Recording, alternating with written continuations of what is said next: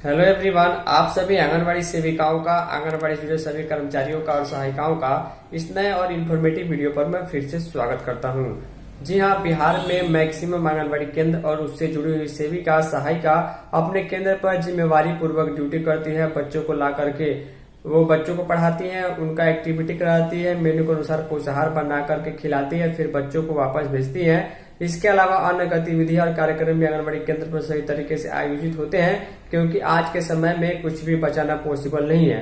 तो इसी के संबंध में हमें बिहार शरीफ जिले से एक बहुत ही अलग और अजीबोगरीब खबर भेजी गई है, जिसके बारे में आपको इस वीडियो में आगे जानकारी देखने को मिलेगी कि किस प्रकार एक ऐसा आंगनबाड़ी केंद्र है जो मॉडल आंगनबाड़ी केंद्र है, लेकिन महीनों से वो बंद पड़ा हुआ है और उसका लाभ आंगनबाड़ी से संबंधित लाभार्थियों को कई महीनों से नहीं मिल रहा है। इसकी शिकायत भी की गई है। हालांकि इसके संबंध में महिला पर्यवेक्षिका से बात करने की कोशिश की है, लेकिन उनसे भी संपर्क नहीं हो पाया। इसके रिलेटेड जो खबर है, चलिए आगे हम आपको दिखाएंगे कुछ केंद्रों को चलते वहां के अन्य केंद्रों की सेविका किस तरीके से बदनाम हो जाती है।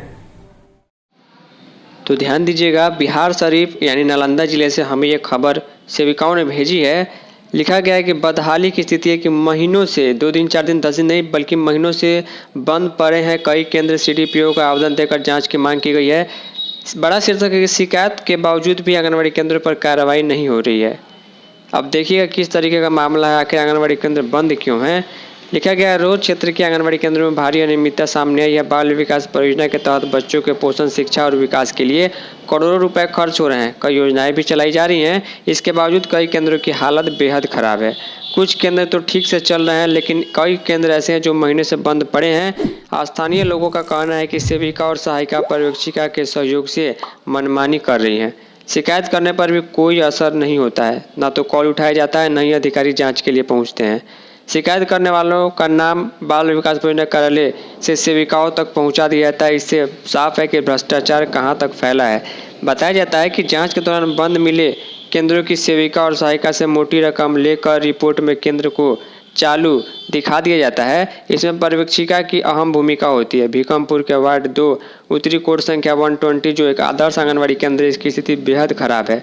ग्रामीण ने रोज CDPO का आवेदन देकर जांच की मांग की है। उन्होंने आरोप लगाया है कि सेविका का पति कभी कभार केंद्र खोलता है, रोजाना केंद्र खुलता भी नहीं है, बच्चों को पोषाहार भी नहीं मिलता है। यह केंद्र आदर्श मॉडल के रूप में चिन्हित है, लेकिन बच्चों को कोई भी विशेष सुविधा नहीं मिल रही है।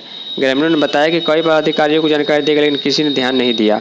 इस संबंध में पर्यवेक्षिका से बात की गई तो उन्होंने बताया कि ग्रामीणों का आवेदन मिला। फिलहाल वह वीडियो कार्यालय में चुनाव ड्यूटी में लगी हुई हैं। पर्यवेक्षिका का यह जवाब आया है। ये केंद्र है जो बंद पाया गया है और दीवार पर डिटेल अंकित है।